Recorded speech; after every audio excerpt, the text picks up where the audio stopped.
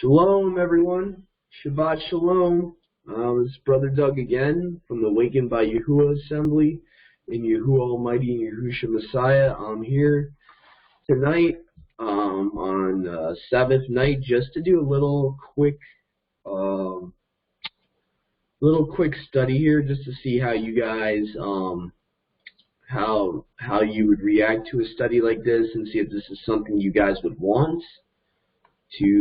for me to do for you guys. And I think it's a pretty interesting type of study. We're going to be going into something that's known as, translations, Bible verses translated better in modern translations. So these are going to be specific cross-reference Bible verses that I'm going to be using specifically from modern English translations, like very modern ones. The New Living Translation, English Standard Version, and the World English Bible. So these three translations, just as a test to see, just to show you guys a little bit of the differences. And there's certain verses here that are, in my personal humble opinion, are translated a lot more specifically. Just to give you guys a little background, the NLT is not exactly a quote-unquote word-for-word translation. What they do is they try to paraphrase it. Sometimes they add words that are not exactly in the Hebrew and the Greek, but they try to make it more modern English for people to understand. Sometimes they add stuff for context, and sometimes they add it from historical context, or they see something from the Strong's Concordance that gives a better definition for a word. So that's why sometimes it's different in these modern translations. They kind of go into the concordances more and try to translate these verses a little bit more specifically rather than vaguely. So anyway, so Deuteronomy chapter 12 verse 4 in the NLT and the ESV both say, and I think in many other modern translations they actually translate this pretty decently, in my opinion. It says, "Do not worship Yahuah." I don't know what, I forgot to take away the when I was replacing the Lord with the Father's actual name, restoring it back there, so that's my bad on that. So, do not worship Yahuah your Alahim in the way these pagan peoples worship their deities. So what they did here was they looked here at Deuteronomy 12:31, from almost every translation has it like this, in verse 31 in this chapter, "You shall not do so to your Alahim, for they have sacrificed to their mighty ones the abominations of Yahuah which he hates, for they burn their sons and their daughters in fire to their mighty ones," or their deities. So what they did was they looked at verse 31 and then they went back up to verse 4 and translated it the same way that 31 usually is translated. So basically because of the context. And I think if you have the English Standard Version with notes, will actually give you a little note saying check at verse 31 right here. So that's the reason they did that. So some translations will give you footnotes telling you to go down to the last verse of the chapter to get the context of verse 4, which says, "Do not do so to Yahuah your Alahim." So most of the older translations and even the Restored Name translations just keep it as what the word for word from Hebrew to English, "Do not do so to Yahuah your Alahim." I personally like how the modern translations, even though it seems like they're adding a little bit and they shouldn't be adding to Yahuah's word, I get that, but they're trying to make it a little bit easier for people to understand the context of that verse, because anyone that doesn't know Scripture and they just read that for the first time, they're a new believer in Yahusha, and they just read, "Do not do so to Yahuah your Alahim." You take that verse by itself without the context of the chapter, you're not going to understand what the heck it's talking about. It's very vague. So anyway, that's just my personal opinion. Sometimes I actually like these paraphrased Bibles, like the NLT, in my personal opinion, or the ESV. The ESV actually isn't even considered a paraphrased Bible, so it's kind of interesting the ESV and the NLT agree in that translation of that verse. So we're going to move on here to Genesis 6:4, and this is one of my favorites in the NLT. The way they translate it makes it very easy to understand here. So it says, in those days, and for some time after, meaning in those days, the days of when it was first happening. Then it said some time after that, meaning a period of time after that first event, okay?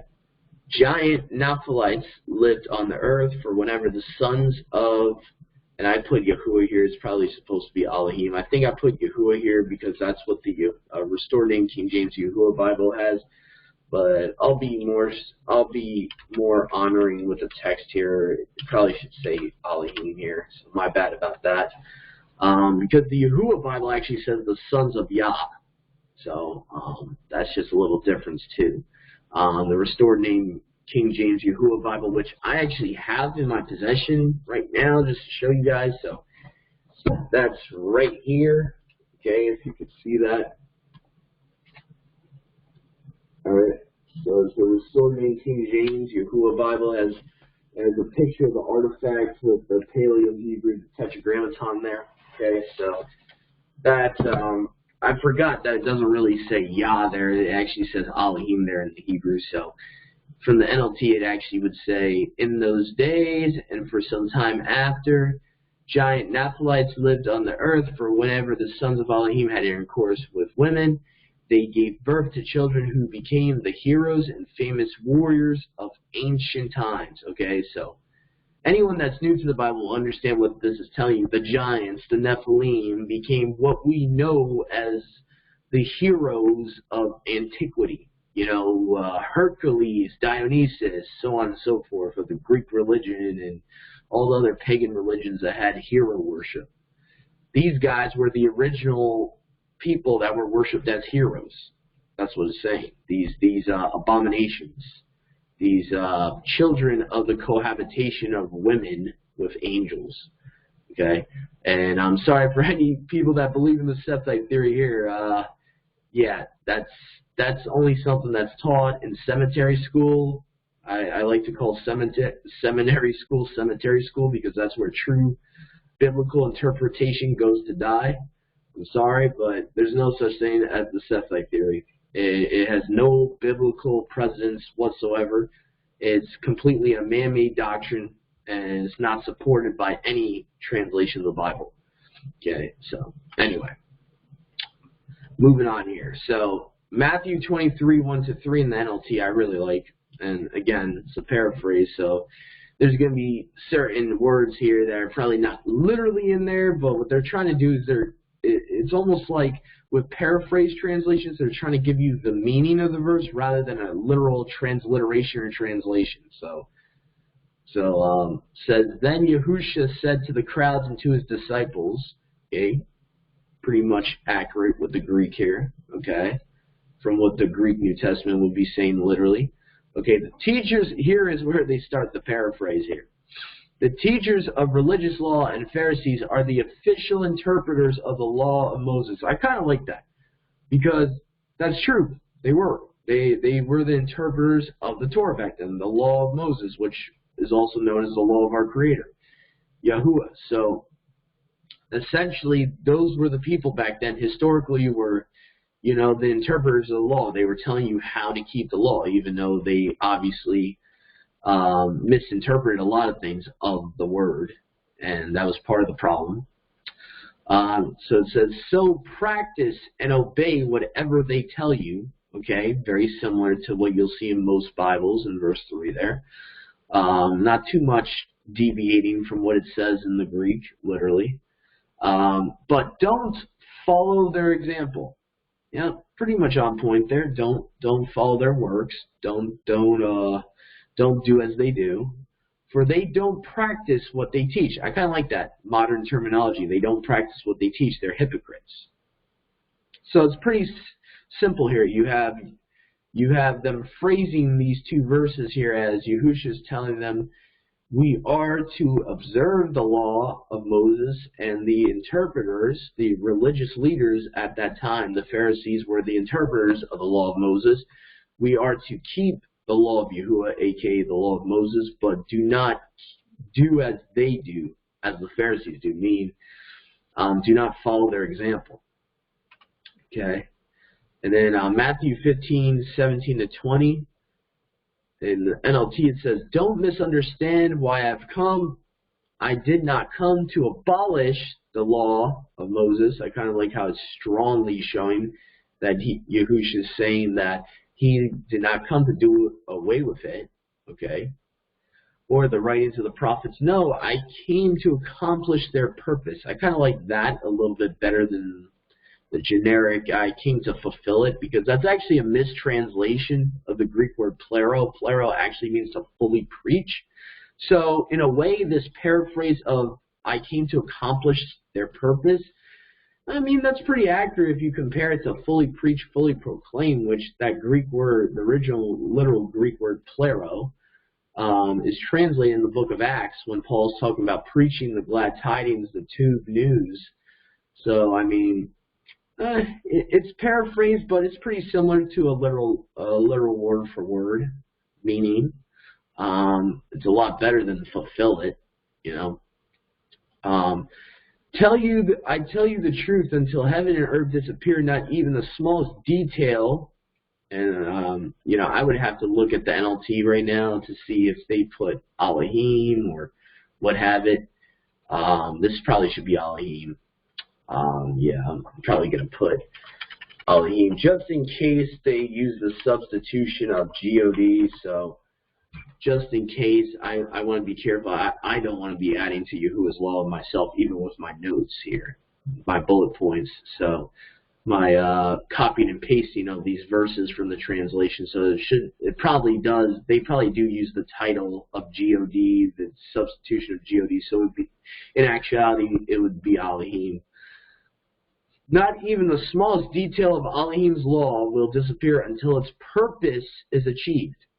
So if you ignore the least commandment and teach others to do the same, you will be called least in the kingdom of heaven. Okay?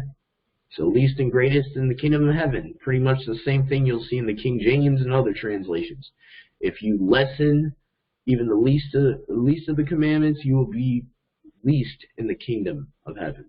So least of the commandments, least in the kingdom.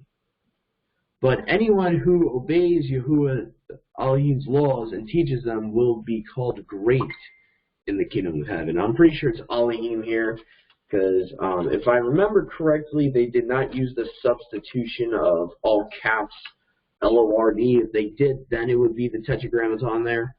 So anyway. But anyone who obeys Alahim's laws and teaches them will be called great in the kingdom of heaven. So pretty simple there, okay? All right, it says, and Yahusha Messiah was revealed as Yahuah's son. So this is the 1 John chapter 5, 6-8, from the NLT and the Complete Apostles Bible, which is like a Greek Orthodox Bible, okay? So it says, and Yahusha Messiah was revealed as Yahuah's son, the Son of the Almighty. And I think it actually does have, they did put the tetragrammaton for Theos here. In the Restored Name King James, I believe. So if you want to look that up, they actually put back the Father's name instead of just having a title of Alahim as a name. Alright, so Yahusha Messiah was revealed as Yahuah's son by his immersion in water and by shedding his blood on the stake, not by water only, but by water and blood. So his immersion is the water. That is the one witness. Then you have the blood. What is the blood? His blood on the stake, water, immersion, blood, his sacrifice. And the Spirit, who is truth, confirms it with his testimony. The testimony of the set-apart Spirit. I mean, this is they really break it down great.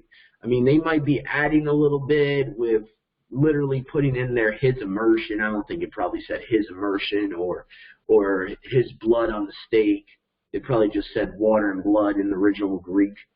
But at the same time, they're trying to explain it, expand upon it, amplify the meaning a little bit to help people understand it. So that's kind of like a gray area there. I don't know how the Father really feels about this, but me, in my personal opinion, I kind of like it because the King Jimmy, he added in there Holy Ghost, the Father and the Word, and he put in it. The King James, for a fact, added in heaven, which was not in the original manuscript.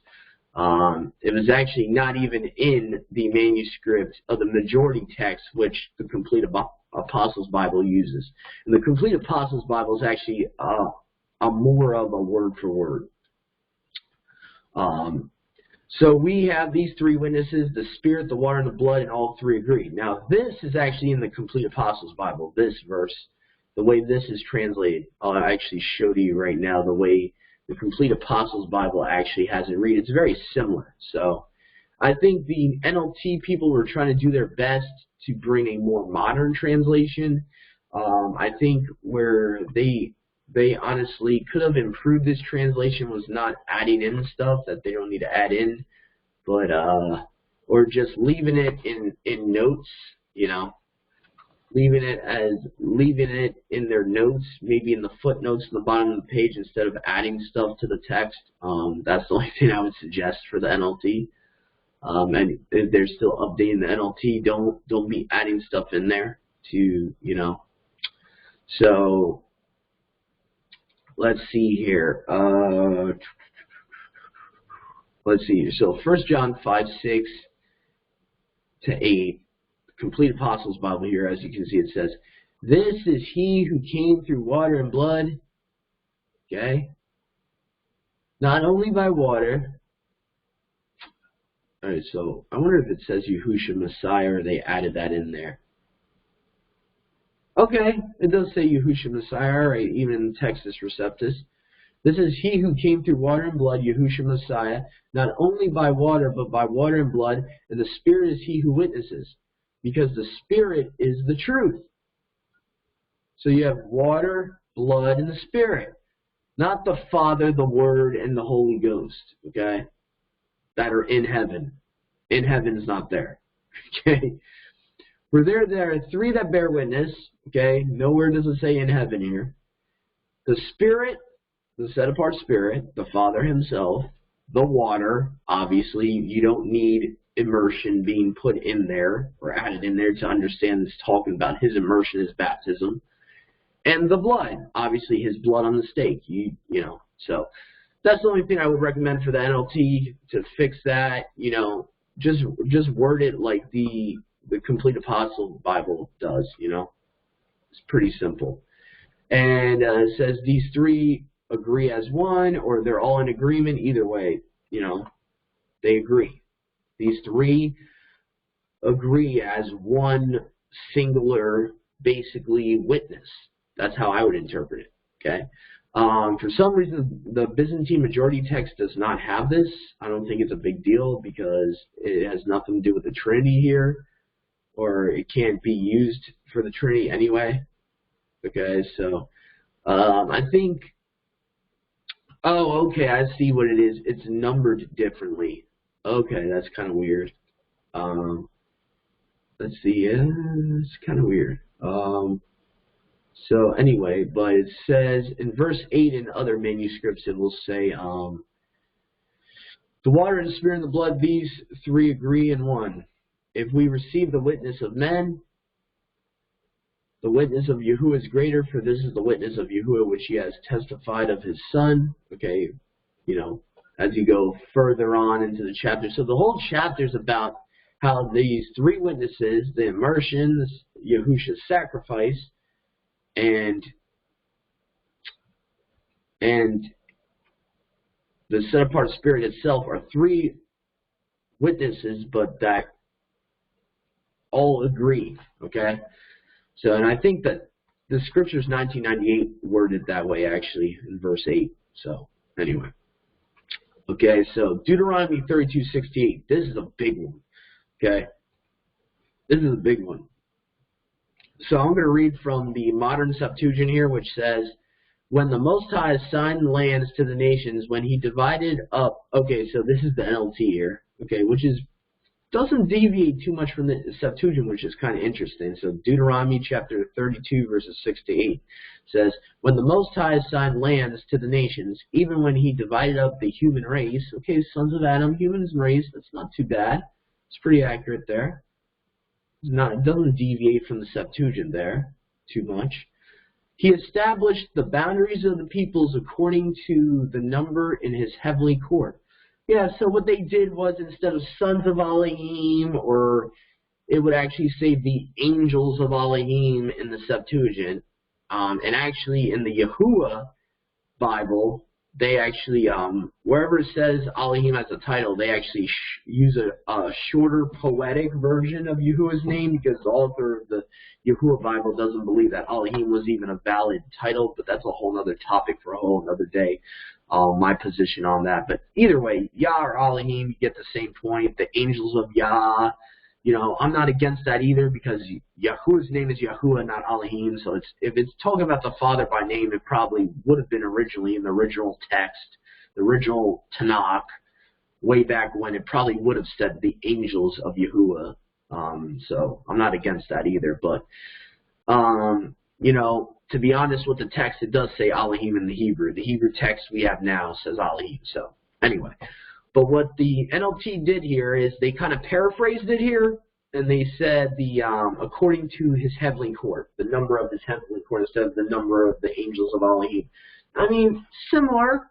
It's similar, okay? The B'nai HaAlahim are the heavenly courts. So, I mean, you know, it's similar. They're giving, like, instead of a transliteration, they're giving you a definition in that translation, okay? And the ESV actually is a little bit more literal. The English Standard Version would say the sons of Alahim. So again, sons of Alahim, angels of Alahim, which, by the way, in the book of Enoch, those sons of Alahim in Genesis 6:4 that went into women actually are proven to be angels in the book of Enoch, because literally they're called the children of heaven. And in other extra biblical books like Jasher or Jubilees, I believe one of those books actually calls them angels of Alahim. So again, so that's just another interesting anecdote there. So it says, let me see here. We got a couple more here I kind of wanted to get into. Let's see here. So let's see here. And I just wanted to make a note. The King James 1611 mistranslates the phrase sons of Alahim as the children of Israel, which is so horrible. I mean, you want to talk about adding or taking away from the word. I mean, King Jimmy just completely mistranslated B'nai HaAlahim. So, I mean, at least the NLT kept it somewhat true to what the meaning, at least the definition of what the sons of Alahim is referring to, you know, the heavenly court, you know. So, I mean, in my opinion, the NLT is like a little bit honoring that particular verse better than the KJV 1611, in my opinion. Deuteronomy 4:15 and 19, the NLT and the ESV would read this as, but be very careful, you did not see Yahuwah's form on the day he spoke to you from the heart of the fire at Mount Sinai. So do not corrupt yourselves by making an idol in any form, whether of any man or a woman, an animal on the ground, a bird in the sky, a small animal that scurries around the ground, or a fish in the deepest sea. When you look up to the sky and see the sun, moon, and stars, all the forces of heaven, meaning the armies of heaven, so pretty accurate, don't be seduced into worshiping them. Yahuwah your Alahim gave them to all the peoples of the earth, meaning he gave them to the Gentiles to worship, not to his people, but to those that did not choose him at the Tower of Babel. So that's basically self-explanatory. So that's Deuteronomy 4:15.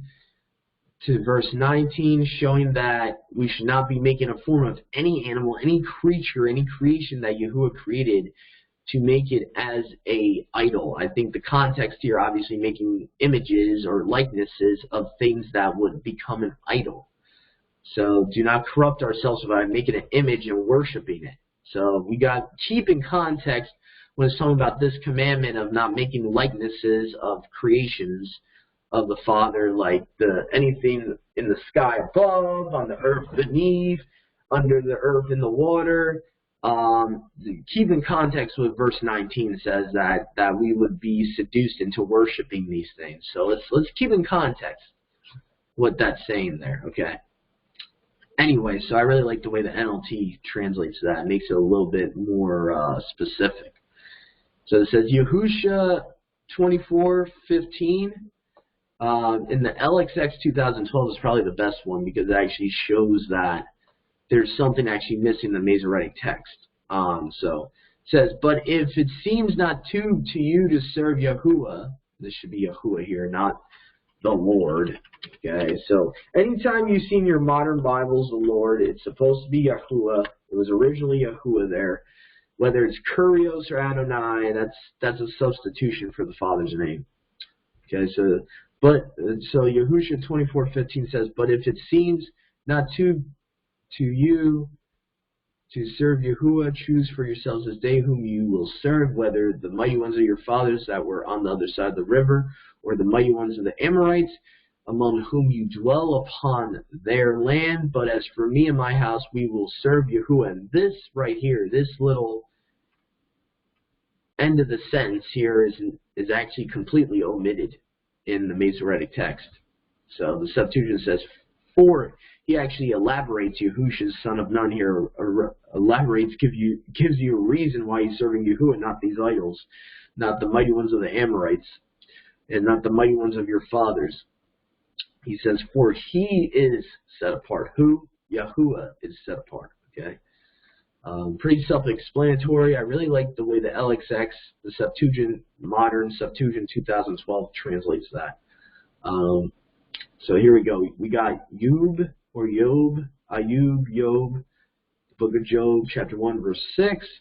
From all of these, you pretty much get the same idea. Again, heavenly court for Bnei Alahim, the sons of Alahim, angels. So I actually like the fact they use heavenly court. It helps people new to the Bible understand who these sons of Alahim are. Because a lot of people get tripped up from the New Testament understanding of what sons of Alahim refer to.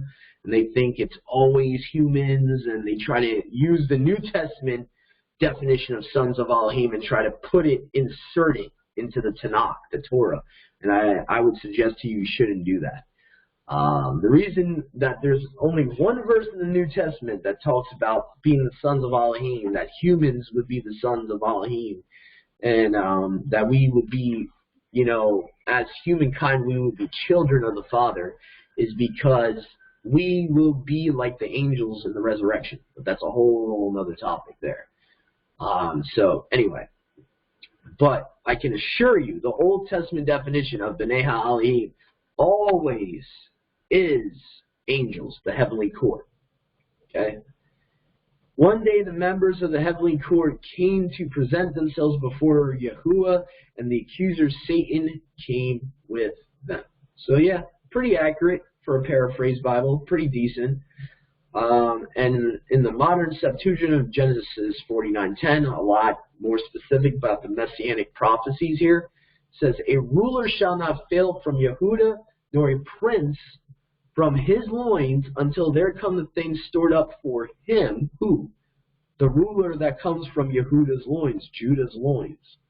Okay, the Messiah comes from the tribe of Judah. You follow me here? Okay? Until there comes things stored, until there come the things stored up for him. Who? The one that's coming through the loins of Yahudah. And he, the Messiah, Yahusha, is the expectation of nations. Now, Masoretic text would have you believe he's just Shiloh, that he's just peace. He's that this person that comes from Yahudah is just going to give peace. So, again, a lot more specific with the messianic prophecies.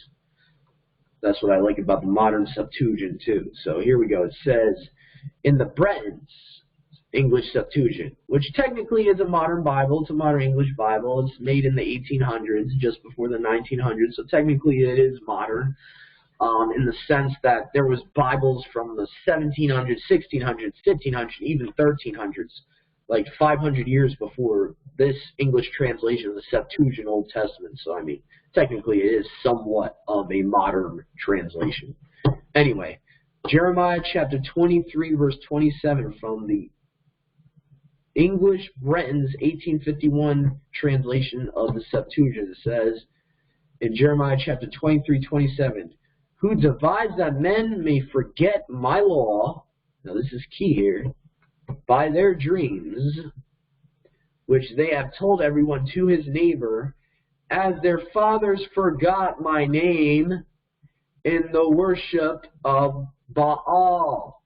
So the reason why we have the Lord God as a substitution for Yahuah Alahim, the Father, Yahuah Alahim is a title and basically is universally equal to the English phrase mighty one or deity in the Greek.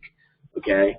So the reason we have the Lord, Kyrios, Adonai, however you want to say it, as a substitution for the true tetragrammaton, Yod-He-Uah-He, Y-H-U-H in English, the reason why it says capital L, capital O, capital R, capital D in your Bibles is because of this.